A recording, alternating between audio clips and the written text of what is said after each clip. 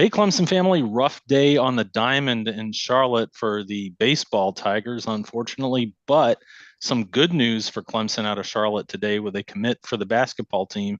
We're going to get into that, and we're also going to segue into some portal stuff, aren't we?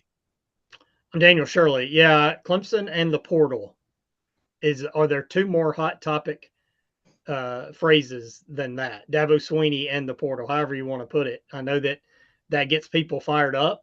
Doesn't matter what sport it is, right? It doesn't seem to matter if you say Clemson and the transfer portal. That gets people talking. Yep, we'll contrast and compare a little bit how Brad Brownell has done pretty well in there, how Dabo Swinney has not done a lot in there, mostly by choice. I'm Bill Zimmerman. Welcome to the Reign Supreme Alway podcast. We are past 100 episodes here. You can catch them all on youtube.com/Clemson Kickoff. You can find them on YouTube Music if you like straight audio podcast on the go. All our episodes are available there. And we are on all the socials at Clemson Kickoff. Just track us down. We're most active on X.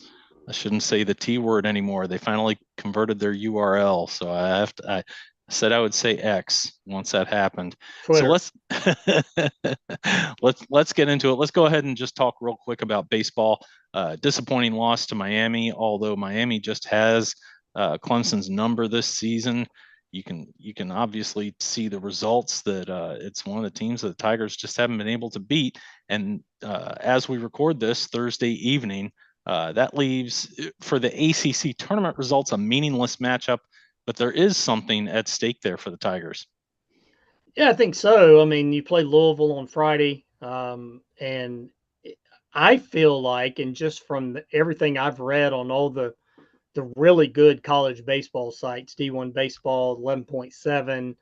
I mean, all the people who we trust who cover college baseball. I feel like if they don't beat Louisville on Friday, that they probably won't be a top 8 seed. Now, it's close. I mean, according to the D1 baseball projection, they were 6 going into today's game. Are you going to drop 3 spots if you lose 2 games, despite what you've done this season? They've had a great year. I mean, 40 wins, 20 wins in the ACC. You sweep South Carolina. You win the division in the ACC. Everything they've done, even though Bill, it still feels like the regular season was a little incomplete with some of the losses. The loss to Georgia, although that was referee or umpire enhanced for the Bulldogs. The sweep at Wake, the way they played at Notre Dame, even though they won the games. A couple of losses here and there. Remember the loss to Georgia Tech where they had the big lead. It feels like they gave away, I don't know if it's the right phrase, but they let slip away, I guess, 5 or 6 wins where you go, well, if you win those games, then you're definitely a top 8 seed. So they had a great year or a really good year. I guess great will be defined by what happens these next 2 weeks. But I don't think they should lose a top 8 seed, but I could see where they could if they go and lose tomorrow. They lose today 8-7, tough ball game. Uh, you know, really not good starting pitching again, which has kind of been a bugaboo for this team the second half of the season. 28-3 to where we are now with this team. The struggle has been with the pitching staff. And that starting pitching not going deep enough, bullpen maybe worn out, although the bullpen was pretty good today. But they've got to be better in the rotation. Look, they've got one reliable, legitimate starter right now. And I wouldn't have said that. Ethan Darden at the start of the season was really good. Tristan Smith was spotty, but neither one have been good the last month. And I don't mean like they're going 4 innings and they're okay. No, I mean they've been bad. And Ethan Darden was bad today. Tristan Smith was bad last weekend. Aiden Canuck's been really good all year. I mean, he's had one bad start that we can kind of think of. And that was after he took the rest, wasn't it? And that was after the rest, so he's a little rusty. So I'm not throwing those guys under the bus, but because they've had good moments, but they've got to get back to that. Maybe this rest helps them. I mean, I guess that's the only thing you can hope is last year Clemson was one of the hottest teams in the country and had the unfortunate loss to Tennessee, and then the loss next day to Charlotte, and their season's done. So maybe you just hope the opposite is true this year. You're kind of scuffling into the postseason, and then you get hot once you get into the postseason. We'll see. We don't know. There is no tried or true, hey, you got to be the hot team going into the postseason, and it's always going to work, because we saw it didn't work for Clemson last year. So we'll see what's the case this year. Yep. What I tweet out, the Brownell plan, capital letters and the trademark symbol, right? That Brownell struggled in the men's basketball tournament. They were ousted in the first round by far lower seed. So effectively, Clemson's been ousted from this tournament by a lower seed. Tough matchup, but that wasn't an intentional draw type of thing. It was just how the math worked out and where everybody got seated. We'll see how it goes. And speaking of basketball, let's go ahead and move over to that. And we've got a commitment out of the Charlotte area for the class of 2025, and it is Trent Steinour from the Lake Norman area. And he can bring some height. Looks like he needs to fill out a little bit, but I need to fill out, but not in the wrong way that my waistline is filling out. And this area, right, is where I need to fill out. So I can't be too critical, but I'm also not trying to make the grade 8 in the NCAA tournament. It's good to see that momentum continuing. And we're going to bring you a segment that we recorded the other day. I didn't get it posted in time, some technical difficulties, some life getting in the way, that kind of thing. We'll get into the portal a little bit, but there has been recent momentum in the portal, and now a high school commitment on top of that. Maybe that Elite 8 performance from the team this past season is helping, as we had hoped and discussed in previous episodes, to bring in some more talented players. You hope so, right? Look, I don't know anything about this young man. I'm not going to lie and say I do. That's not the kind of show we do. But I mean, he's 6'9". I mean, I'll take a 6'9" anytime, any day of the week now, and we'll see. Sounds like maybe he's more of a little bit of a project, but that's okay. I mean, Clemson has had a lot of success with those kinds of players in the past. I mean, look at Ian Shefflin. Nobody was doing cartwheels when Ian Shefflin signed, and now, going into next season, Ian Shefflin could be an all ACC player if he continues on his upward path. So, we'll see what this young man brings, but they've got a good class coming in for this year. The three players who we've talked about in the past, they've got to start that 2025 class. This feels like a step for that, and we'll see what comes after that. Yep. According to Joe Tipton at On3, Steinour choosing Clemson over Wake Forest, Virginia Tech, some school down I-26 that wears like these weird red and black colors. I don't know. Penn State, Georgia, another team wearing sort of red and black. Some other schools as well. So, not entirely a reach here, judging by the competition that was going for them. So we're going to go ahead and toss this to our session from the other day that you will be seeing for the first time, talking about the portal, talking about, like you said, that incoming freshman class, Ace Buckner and a couple others. And then we will come back to compare it to Dabo Swinney's approach in the portal and bringing in talent. Let's go ahead and talk about them. They have been in the news the last couple of weeks quite a bit, overhauling the roster. Much like Eric Bakich with the baseball team, Brad Brownell is not afraid to use the portal and seems to be using it well, possibly better than Bakich, definitely better than Clemson's most famous head coach in another sport.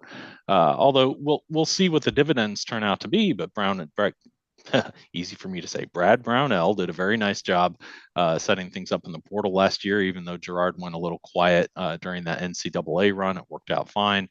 He had a nice broad roster, and now some followers are saying that with the addition of 4 transfers during this offseason, I think all have signed in like the last 3 weeks or so, maybe a pretty tight group, 2 bigs, 2 wingmen, and it's going to be interesting to see how they fit together.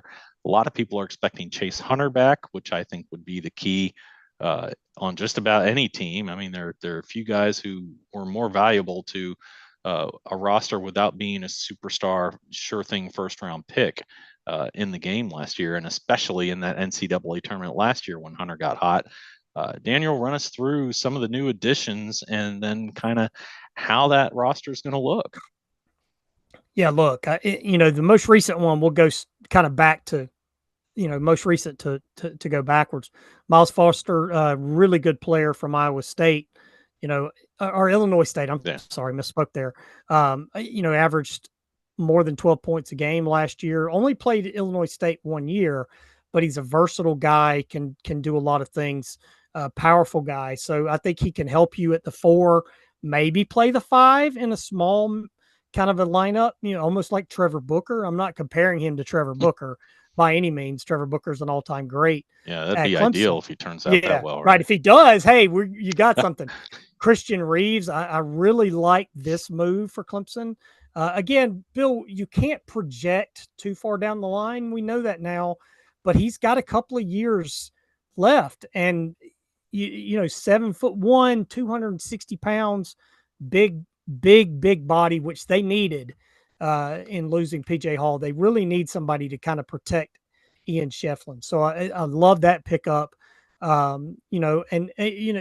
went heavy in the guards as well. Jaden Zachary, the guard from Boston College, who, remember, lit Clemson up in the ACC tournament. So there's a piece there that we know about. And then Victor Locken, who I'm a big fan of, from Cincinnati. Again, big body. And we saw that last year in the tournament. There were some teams with some big guys who really went deep in the tournament. And I think there's some versatility here. I think, the size. I'd love the pairing of Zachary and Chase Hunter if Chase Hunter is back. So, again, we'll see about Chase Hunter. Look, Chase Hunter was Clemson's best player in the NCAA tournament. Yep. Wasn't close. Right. Wasn't close.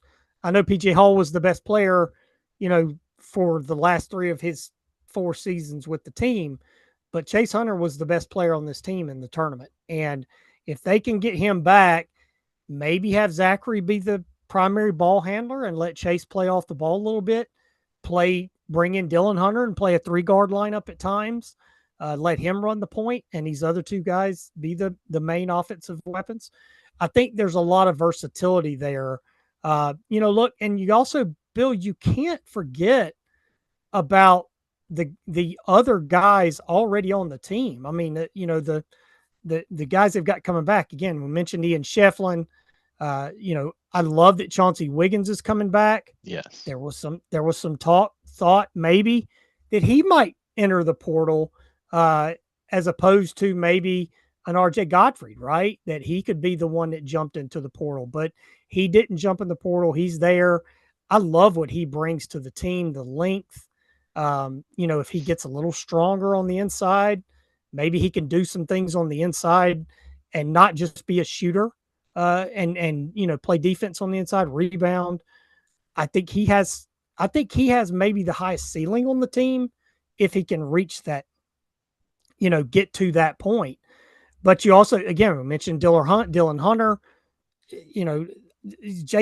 Josh Beadle left, but I think Clemson won that trade, right? If you trade Zachary for Josh Beadle, I think that's an upgrade for Clemson. So, and then I really like the freshmen.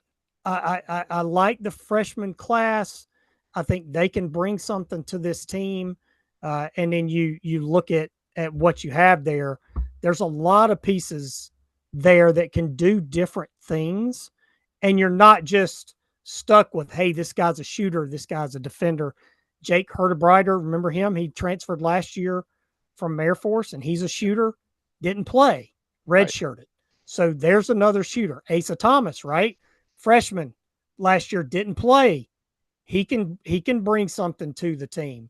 And then I am a big fan of Ace Buckner, Dale Jones, and Dallas Thomas, that freshman class. And we know why we're big fans of Ace Buckner. We love his game. We love his dad too. But I think there's something to this group that going into next season that, I won't say they're better than this past year's team, that team went deeper than any Clemson team in the history of the NCAA tournament except for one.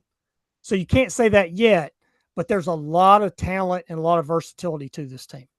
Yeah, you can say it's possibly the best roster under Brownell, and that might be right. But will they achieve as much as last year's team achieved? Will they have that level of accomplishment of getting to the Elite Eight? And that, to me, what did I say when that tournament run ended? That now it's got to sustain. Now it's got to be momentum for, and I know the freshman class was pretty much locked up at that point, but Brownell did maintain that momentum going through the portal. And then, he's got to make sure he locks up another freshman class like that or better the following season. You can't be Cliff Ellis and have that Sweet 16 run that, was a miracle away from being an Elite Eight run and then, not do enough with it. Right now, there were good recruits that followed, but not enough of them. Who was I say? Who did Sharon write? He was remembering Devin Gray the other day. Devin Gray, right? You've got those guys, media. But where's the help, right? Yeah, exactly. Chris Whitney. I mean, those guys came along, but there wasn't enough of it to sustain it. No doubt about that. Yep. And so that's what we've got to see here. I'm not sure, as much as I liked Oliver Purnell and reaching the tournament as often as he did, I'm not sure he ever, I think he hit a certain level of recruiting and kind of plateaued. I don't think he ever raised his level. And I think you would like to see Brownell do better with the freshmen and rely less on the portal. I mean, bringing in 4 guys in the portal in a year, that can't, that's close to a third of the roster, right? And so you've got to have a little more consistency than that. We're going to see some new faces that we haven't seen play a lot, but some of them, like you point out, have been in the program. They've been in practices. They know what Coach Brownell is looking for.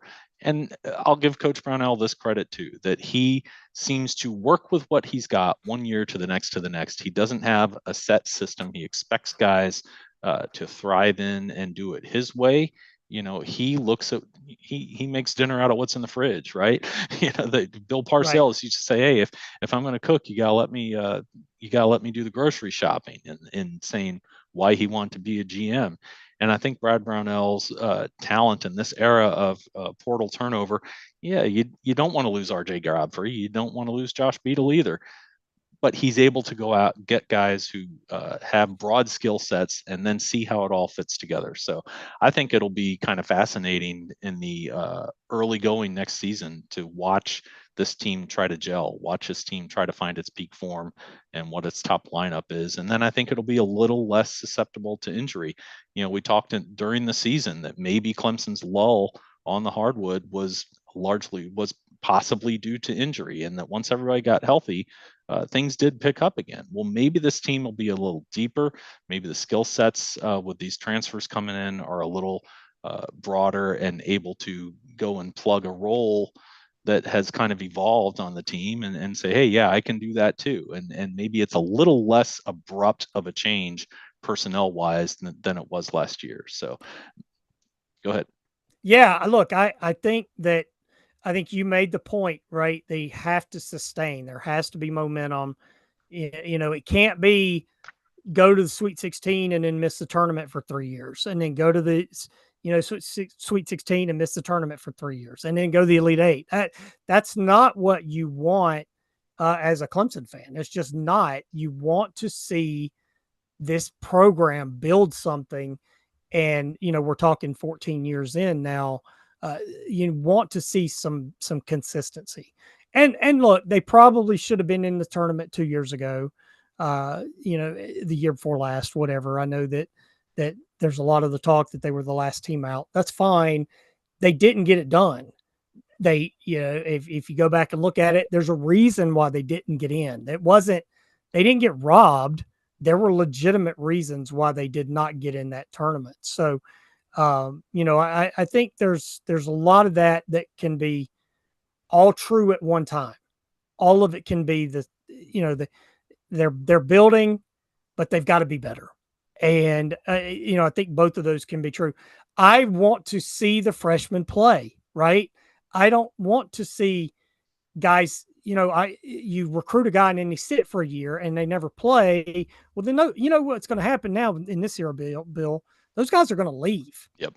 right? A Dallas Thomas or an Ace Buckner, if they don't play, okay, they probably are going to go somewhere else. Either that or they're not good enough to be there anyway, right? If you've got a guy sitting on the bench for 2 years and sitting and not getting a chance to show what he can do. So, look, I think there's a big piece of this puzzle that still has to be played out, but I like what they've done this offseason. I think it's been solid. And we'll see if they can continue to grow this program. But, we've seen the portal work for baseball. Look how many of the guys on this year's baseball team who have been key pieces out of the portal. They'll look at the soccer team, the men's soccer team. Now, it took them some time to get rolling, but how many new guys did they have on that soccer team that went and won a national title?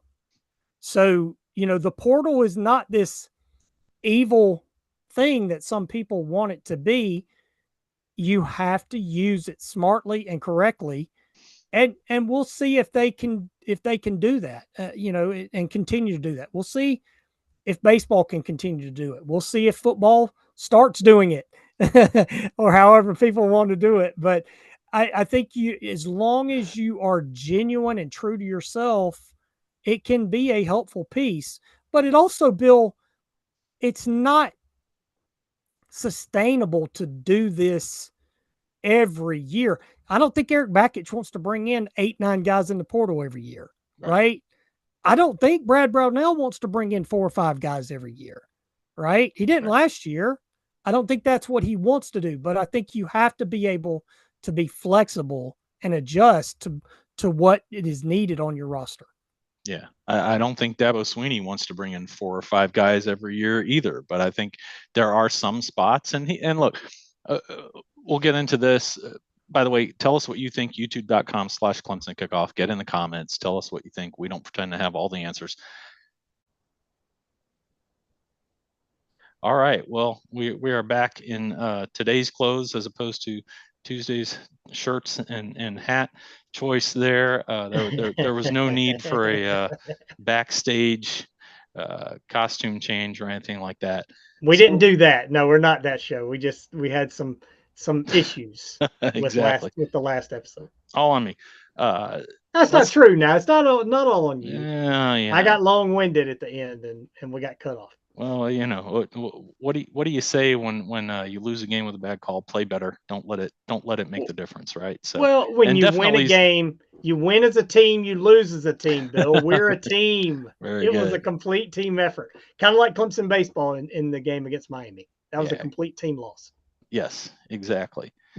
What do you call it now to compare all this portal stuff? Is it a team loss when a team isn't bringing in the talent that it wants out of the portal? And you and I talked, before the end of the episode cut off, but one of the things we mentioned was, look, Dabo has as much as said, or if not flat out saying in those famous quotes from the other day, yeah, there are guys out there that we chase and it just wasn't a fit. And there are basically 3 types of guys. One, just legitimately not good enough to play for Clemson. I mean, there are more than 2,000 guys. I've seen 2 different counts, 2,300. I've seen 3,200. Whoever you want to quote on that number in the portal in 1 year, no, you're not going to find hundreds and hundreds and hundreds of guys who can suit up for Clemson, come in and practice, and make the 2 deep and really contribute in a meaningful way. So where does that leave you? It leaves you with 2 other groups, as Dabo said. One, the guys who were Dabo didn't use this word, I'll say it, tampered with. They were tampered with before they entered the portal. As Dabo said, they had their mind made up before they entered the portal. I guess, there was some shining omen that came down and said, this is where you should be playing. And it probably had nothing to do with any booster promising an NIL before they entered the portal or anything like that, right? The third guy then is the guy who is really entering the portal, looking around, seeing what's out there, but still is mostly in a bidding war, mostly wants to take care of himself. I don't blame those guys for doing that, but it does mean that they're not going to fit into what Dabo Swinney wants to do with the portal, what Clemson is looking for as a program in the portal.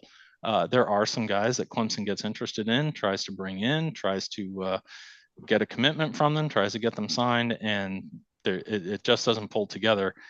Very likely for the reasons that Dabo Swinney outlined, quite frankly.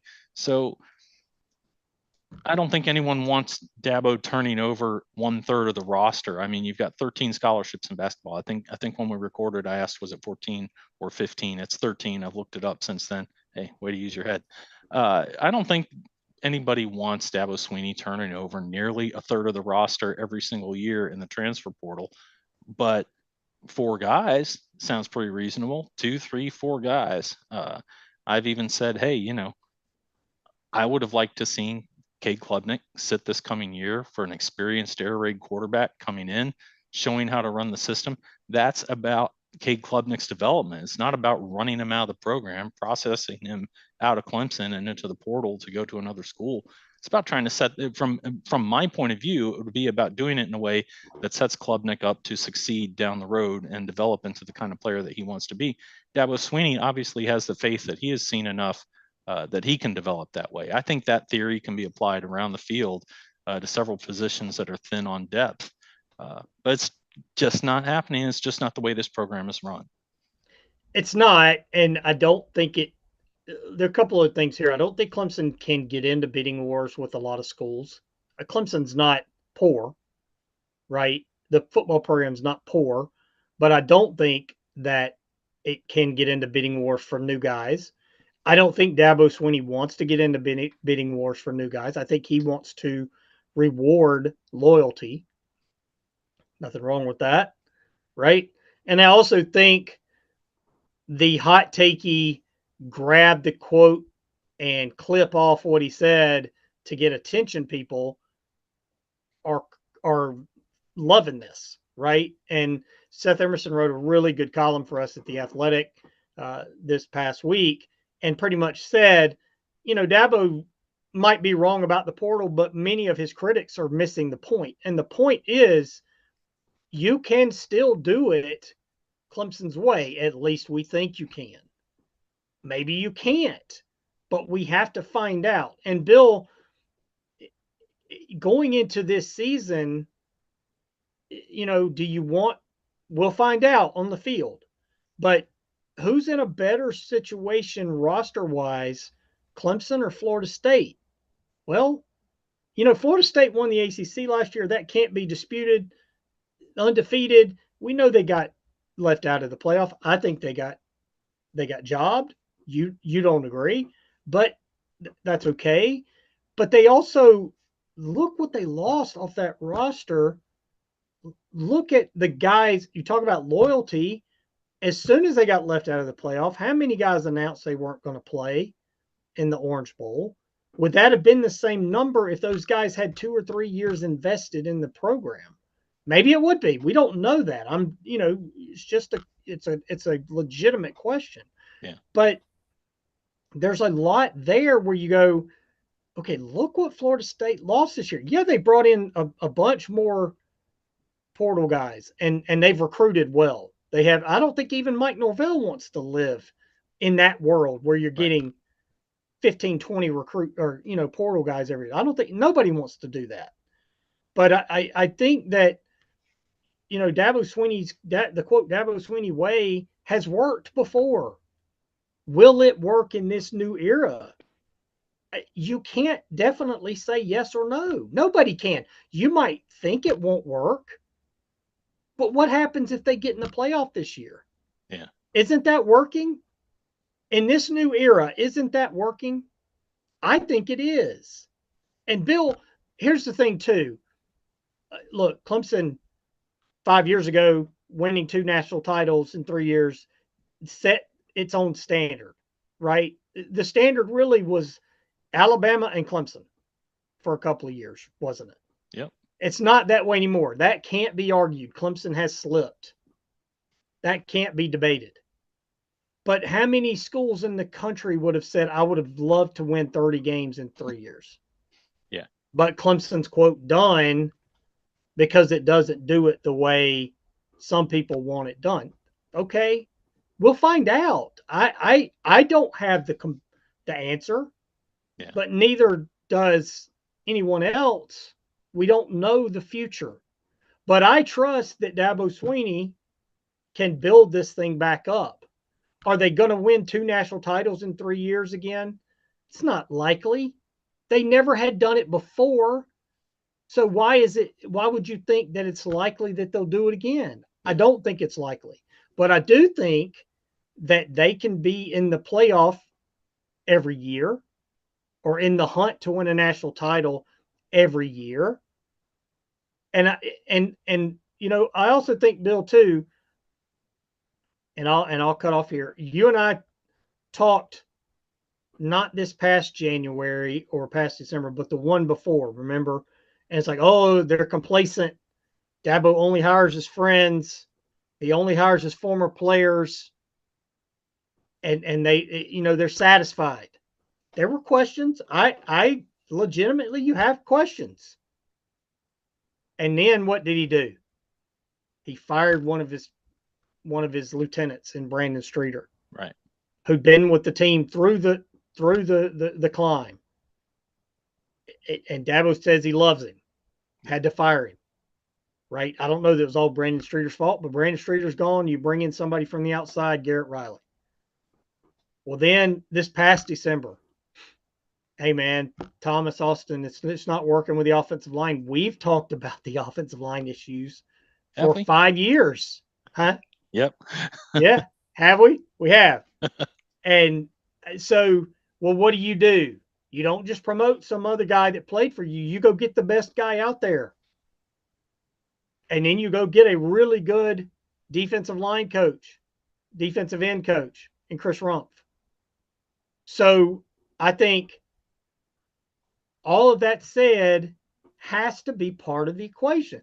The coaching staff, Bill, I think is so much better right now than it was this time a year and a half ago.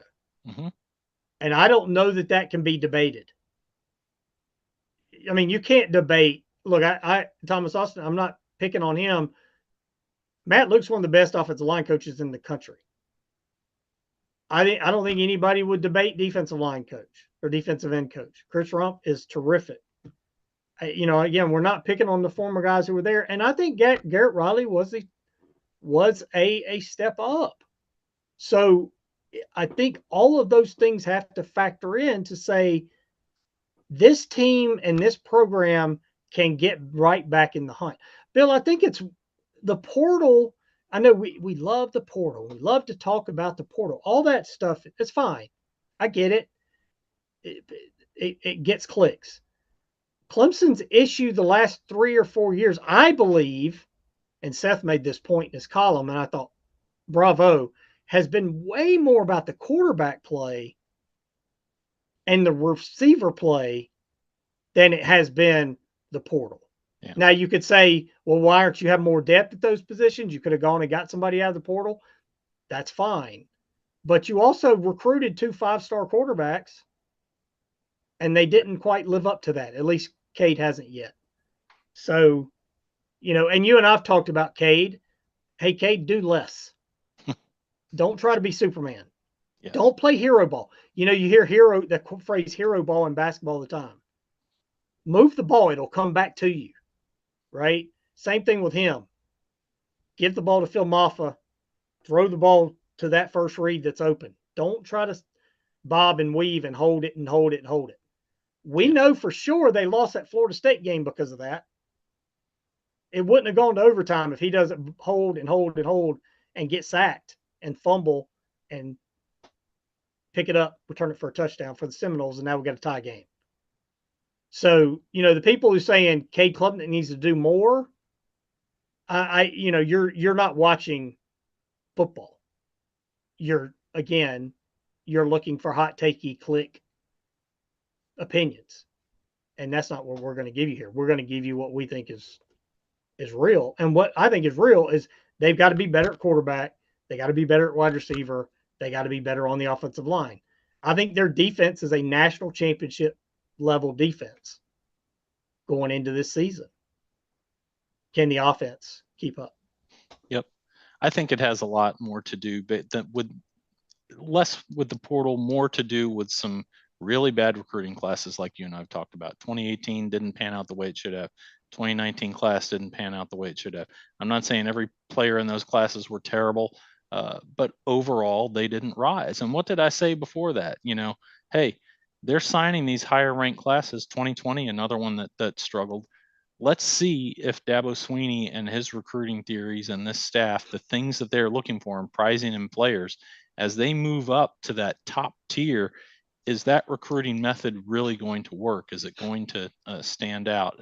Are they going to get the Ben Boulware type of guys and Dwayne Coleman and all the Grady Jarrett, those guys who scratched and clawed and fought their way to the top of college football? Kevin Dodd, I don't remember him being like a highly lauded recruit. Look what a crucial part of that team he was. I think missing those guys and seeing some guys come in and play at a high level when they get there and never really get better as they go along. Look, it's not easy to play as a freshman or sophomore or whenever your first year as a starter happens, but you've got to get better and learn those lessons from that transition.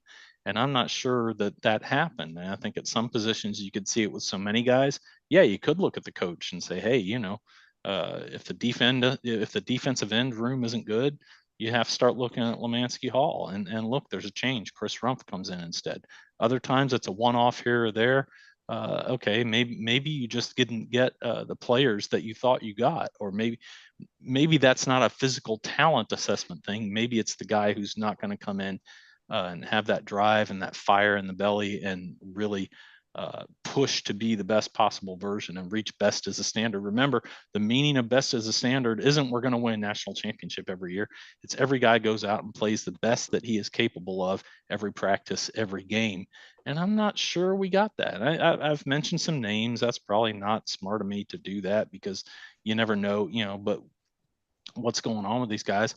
But looking at it from afar and going, well, wait a minute, why didn't this guy ever become a better pass rusher? Why didn't this guy ever stop like going for the interception, playing in the defensive backfield and just blanket his guy, so on and so forth? Why didn't this running back ever make the reads that several announcers would come in as play-by-play guys who have played the game and say, hey, he should be doing A, but he's doing X instead. So I think it has to do more with that than lack of use of the portal. And then again, coaching is definitely a part of that fabric. Why didn't those guys get those messages and make those changes to their game and make those improvements? Was it a want to thing, or were the proper lessons there or not there? So, should Clemson use the portal? I mean, yes, but not at the level that some people, you don't have to go out there and be Deion Sanders, you just Right. don't. And I don't think Deion Sanders wants to do that very much longer either, right? Maybe not. I don't. And I think you're right about Norvell. I don't think he wants to do it forever. I know Seminoles fans that I talk to don't want him to live that way forever, but there's a way to just, like you said, just the little kid plugging his finger in the dike, right, and stopping a leak, and that's kind of where you want to bring it in. But I also do think that it does pay off on the recruiting trail. When a player says, hey, I know I'm going to get my chance, and even if I have to redshirt and even I have to wait to start as a fifth-year senior, I'm going to get my chance if I do the work, if I learn the lessons, if I hone my game, I'm going to be there. Stay out of trouble, stay in class, Please. All that stuff. Yeah. Look, I think there's a couple of things, and I didn't mean to cut you off there, but Dabo Swinney is never going to be run guys off coach. Right. It's not going to happen. It's not going to happen. He's just not going to do it that way. And if you want him to do it that way, I'm sorry, then you've got the wrong coach. And if you talk about wanting to fire Dabo Swinney, I'm sorry, you are a short-sighted fan, because we both know we went through Tommy West and Ken Hatfield and Tommy Bowden, and we saw what has happened to the program. Bill, they could not win the division when Florida State wasn't good. Right. Boston College won the division. Wake Forest won the division when Clemson couldn't. So, right. I mean, they couldn't win 10 games. They couldn't win the ACC, So I'm going to trust the guy who's done it, as opposed to, guy sitting at his computer typing up on the board. So, and then, look, I'm going to go to the extreme here, but we talk about using the portal. Yes, I think they should use the portal because it is a resource that everybody has. It'd be like an NFL team saying, no, we're not going to sign any free agents. Well, I mean, that's not really realistic because you can't just have a team in the NFL of guys you draft. It's just, there's just, you don't draft enough guys to do it. Yeah. But, this year, where would you say the past 2 or 3 years, the positions where Clemson should have used the portal? Offensive line, wide receiver, right? You probably quarterback. Yeah, I think bring in somebody to really push Cade, to really push DJ when things aren't going well, where you don't just say, hey, he's our guy. That's not ever been the case. It's competition. Best guy plays. But if you said this offseason, let's just look at this offseason at wide receiver. And you can offensive line's a little bit different. I know they finished strong in this past class when Matt Luke got on board. I think they hit some guys in this class. But you look at the wide receivers. If you say, hey, Clemson should have jumped in and got some wide receivers in the portal. Well, what if they did that and you don't get Bryant Wesco and TJ Moore? Right. You tell me who you would rather have. Yeah. A 1-year guy who might have played, somewhere else, or those two guys. I want those two guys. Now also we gotta wrap it up there. I hate to say it, but yep, we are running out of time, so we will wrap it up there. Obviously, we have more to say about this, and we also I want to get into the State House NIL law that was passed in South Carolina. I haven't had a chance to look at it yet. I've never been a politics reporter or editor, so we will come at you with that once we've done our homework and a little more about realignment as that unfolds. Until the next episode, I'm Bill Zimmerman. I'm Daniel Shirley. Go Tigers.